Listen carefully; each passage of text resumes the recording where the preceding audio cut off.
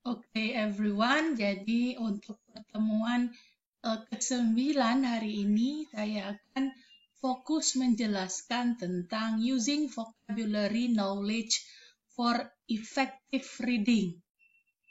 Ya.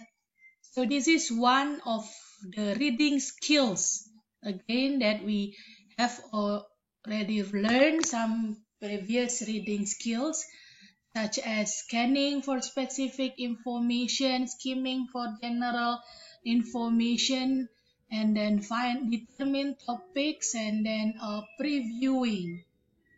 Yeah, so today it is the next skills. Jadi hari ini skills berikutnya yaitu ya mencoba menebak makna kata.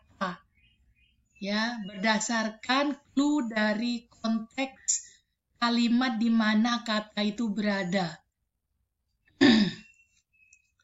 Okay, guessing unknown vocabulary.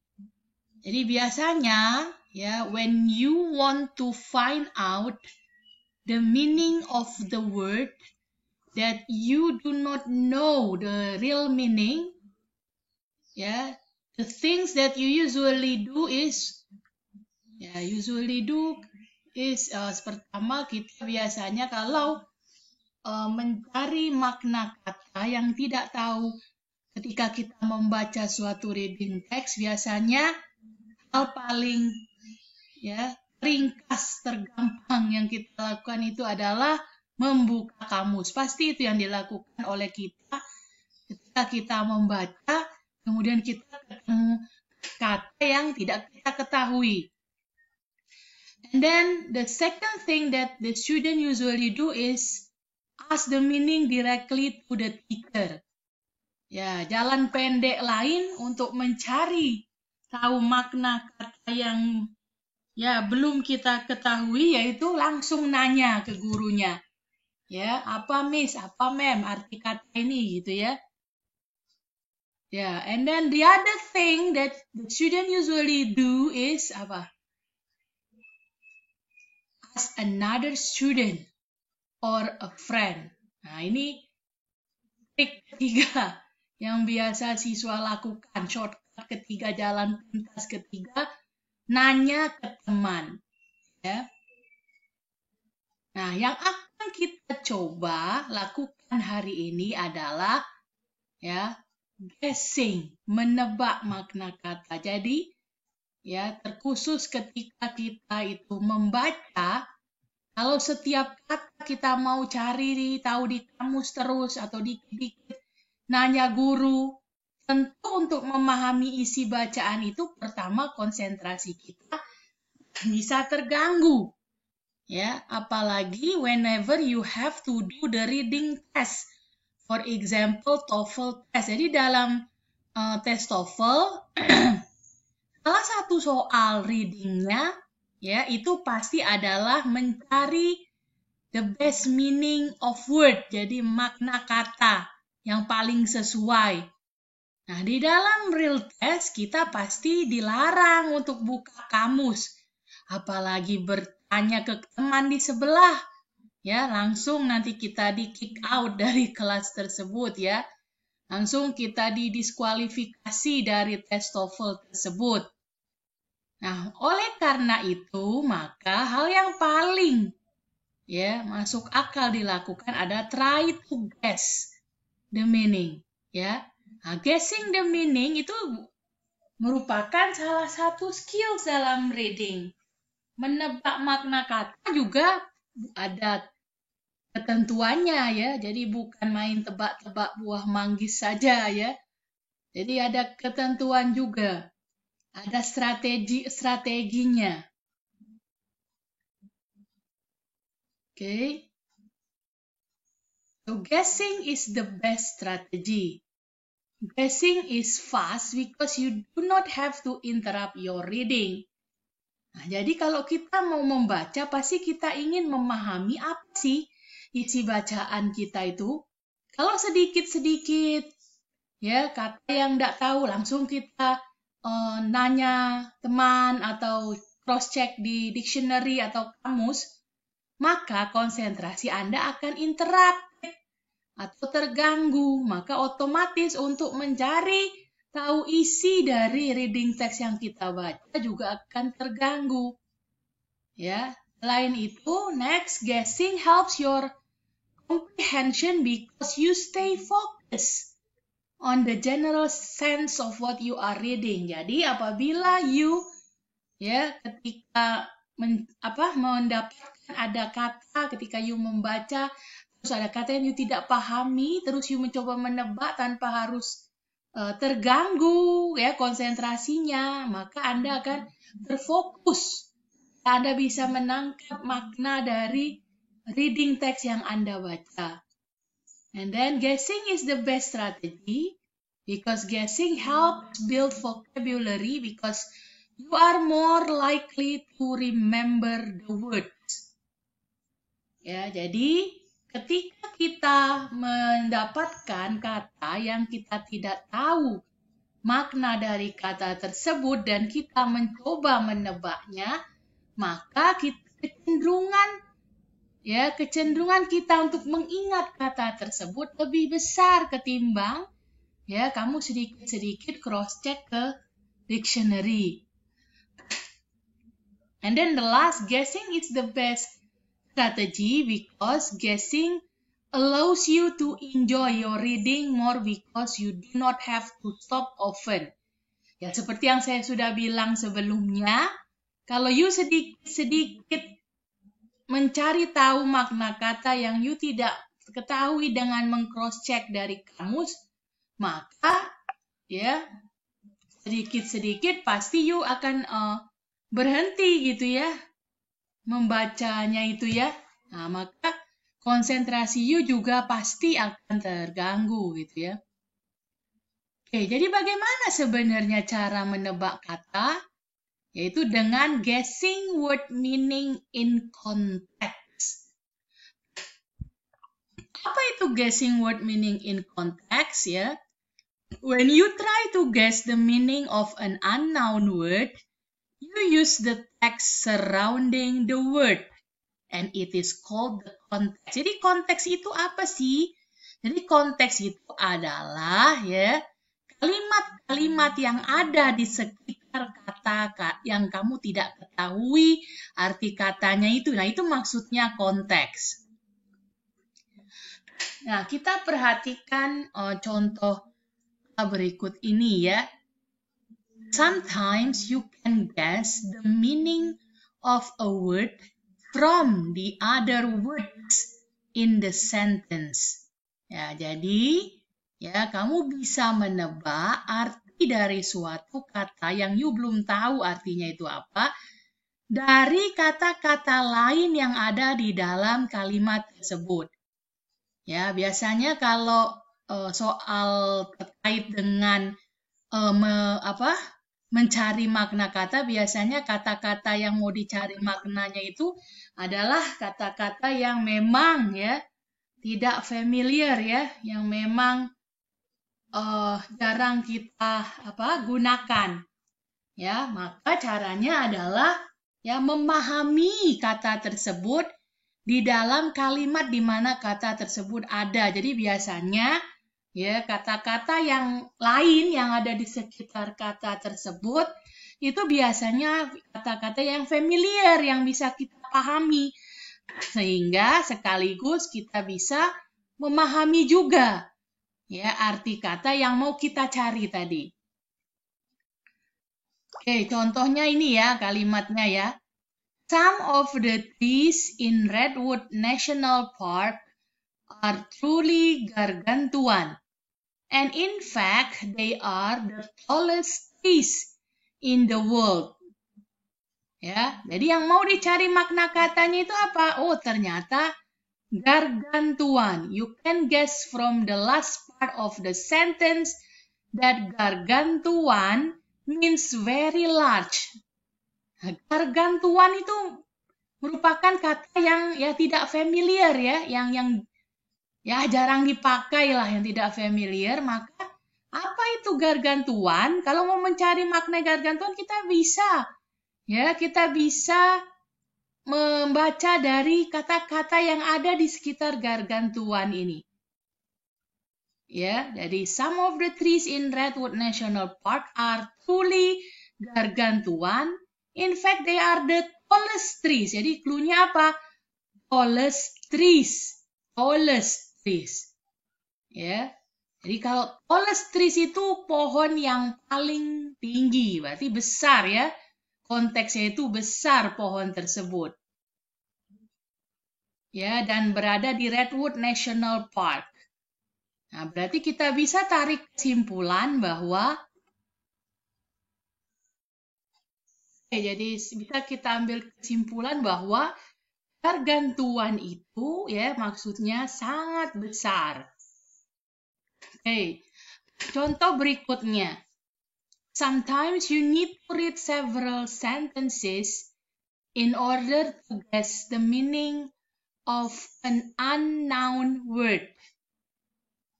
Ya, jadi kalau yang contoh pertama itu cukup simple ya. Jadi ketika kita mencari makna gargantuan, cukup kita memahaminya ya dari memahami makna satu kalimat di mana gargantuan itu ada di dalam kalimat tersebut.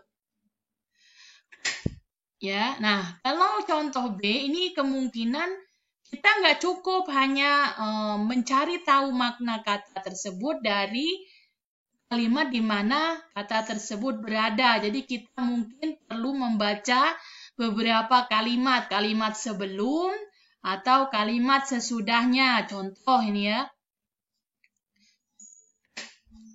Do you know the meaning of the word misogynis? If not, try to make a guess.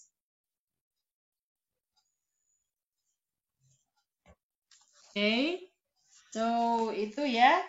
Jadi a misogynis is, kita baca ya. Now read these sentences and then try to guess what misogynis means. Ya. Jadi ada 3 kalimat di sini yang bisa kita baca sehingga kita bisa memahami makna kata misogynis tersebut. Ya, yang A, Mary realized that Mr. Ashman was a misogynist soon after she started working as his assistant. Nah, kira-kira bisa nggak ditangkap arti kata misogynist cukup dengan membaca kalimat A? Saya kira belum ya. Kita coba dari kalimat B. It is difficult for a woman to work for a misogynist. Sangat susah bagi wanita untuk bekerja pada orang yang sifatnya misogynist tersebut. He is never sure if his criticism is based on her work or on the fact that she is a woman. Jadi, ya dia merasa nggak yakin bahwa semua kritiknya yang diberikan oleh si Mr. Ashman itu ya betul-betul berdasarkan pekerjaannya atau berdasarkan ya fakta bahwa dia itu cewek gitu. Jadi rasa kasihan saja. Kalimat yang ketiga, kita dapat clue kira-kira ya apa sih itu misogynis itu ya. Ketiga, Mary knew that no woman would ever get a top-level job in a company run by a misogynist. Ya. Nah, jadi kira-kira apa ini? Mary mengetahui bahwa tidak ada wanita yang akan mendapatkan ya pekerjaan yang level pekerjaan yang tinggi dalam suatu perusahaan yang dijalankan atau dipimpin oleh misogynist itu. Nah, jadi bisa kita tebak bahwa si Mr.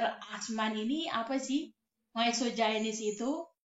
Ya, jadi orang yang suka menyepelekan perempuan. Itu ya kira-kira bisa kita tangkap. Ya, jadi ini jawabannya. We know from a sentence A that a misogynist is a man, Mr. Ashman.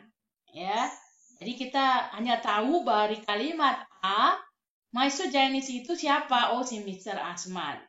Mr. Ashman ini seorang yang sifatnya misogynist. Jadi misogynist itu kata sifat. From sentence B, we learn that a misogynist may sometimes criticize a woman just because he is a woman. Ya, jadi orangnya mengkritik seseorang wanita, cuman gara-gara dia itu wanita. Jadi apa ya? Menyepelekan wanita lah. Then from C we understand that a misogynist may not be fair to women. Ya, jadi seorang yang misogynist itu enggak adil bagi wanita.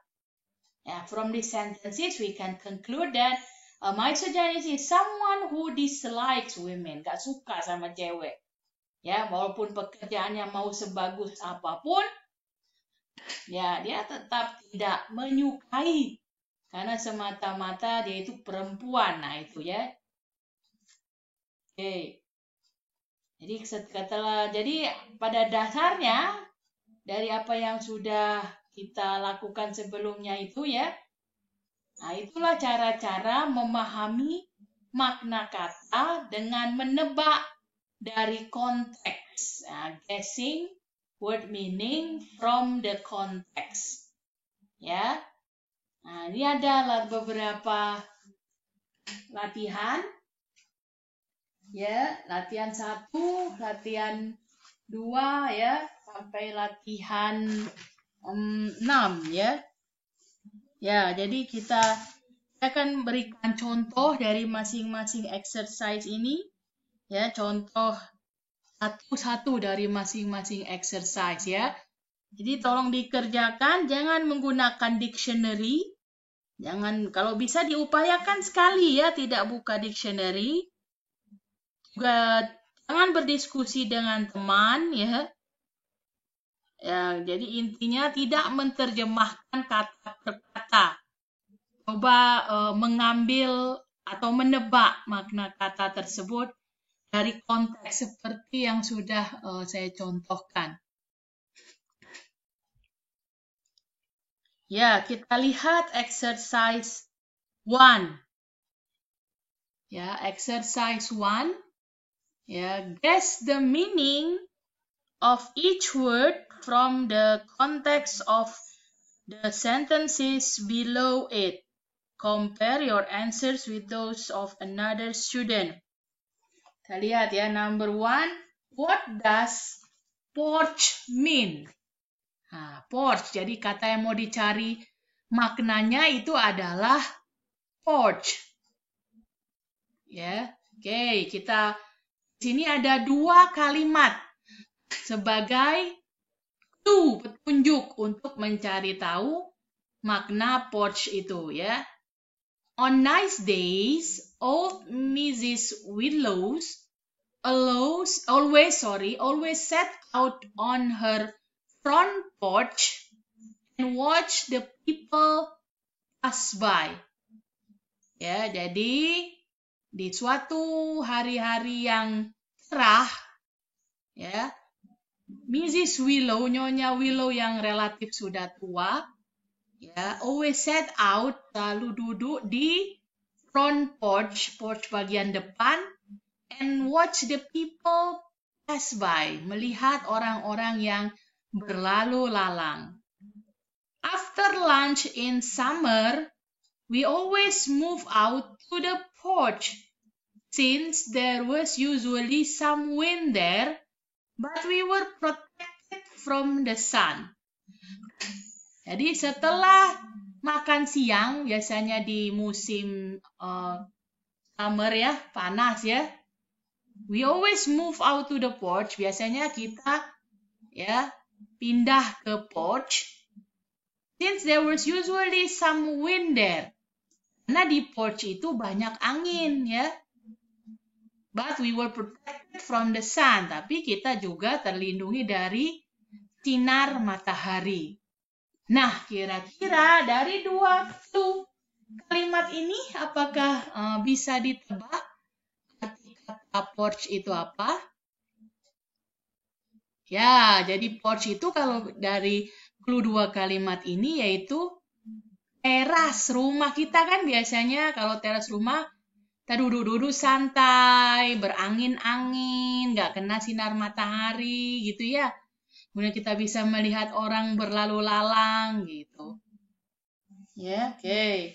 Nah, jadi untuk nomor 2 sampai nomor 6 itu bisa menjadi tugas Anda untuk exercise 1 ya.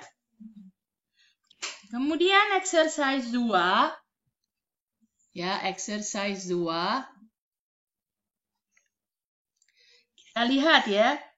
Guess the meaning of each word from the context of the sentences below. Compare your answers with those of another student. Oke, jadi setelah kalian mengerjakan soal nomor 2 sampai 6 di exercise 1, maka selanjutnya mengerjakan exercise 2 ya. Jadi sama seperti exercise 1 ya. Guess the meaning of each word from the context of the sentences below. Jadi sama kayak seperti exercise 1 atau latihan 1. Ya, jadi sama mencari makna kata ya berdasarkan konteks kalimat. Jadi di sini ada 2 kalimat. Sama kayak exercise 1, 2 kalimat yang menjadi konteks yang juga menjadi petunjuk untuk mencari tahu makna kata yang mau dicari.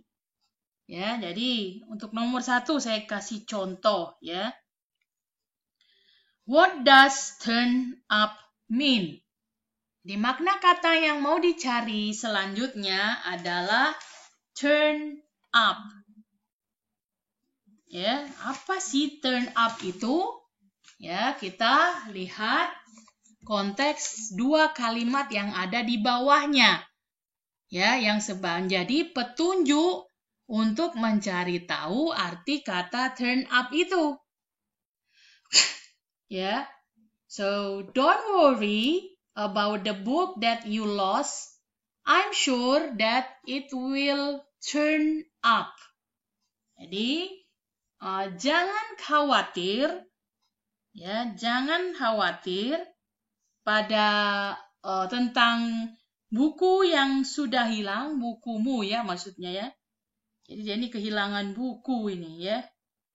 Buku yang hilang ya. I'm sure, saya yakin ya, buku itu will turn up. Nah, jadi apa sih turn up itu?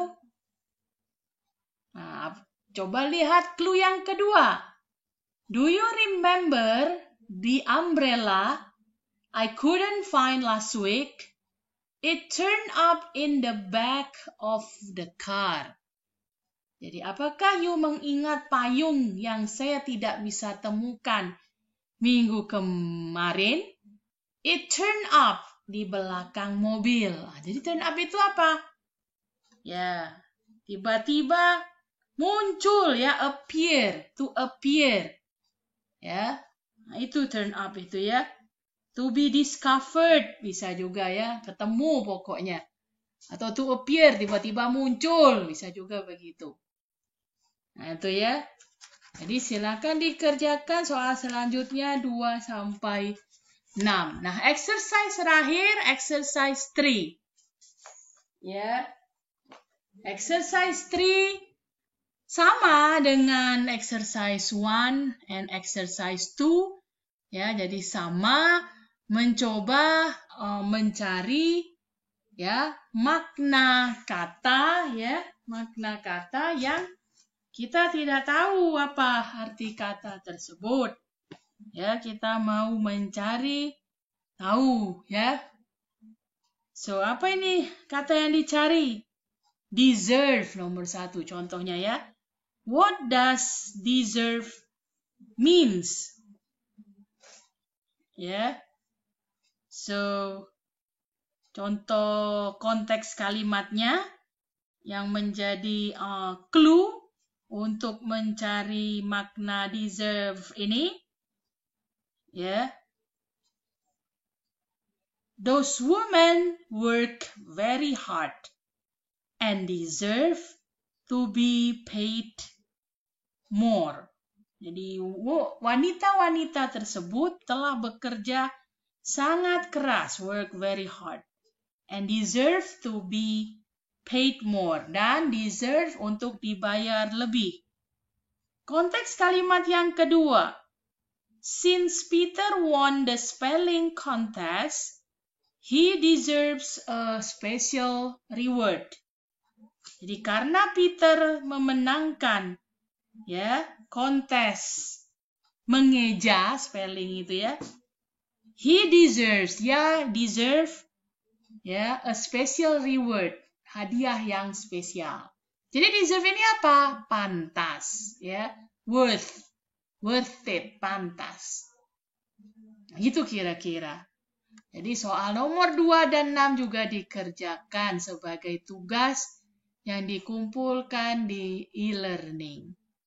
Baik, itu saja Bapak Ibu pembelajaran hari ini dan dikerjakan tugasnya dikumpulkan di e-learning. Terima kasih atas perhatiannya. Assalamualaikum warahmatullahi wabarakatuh. Good luck.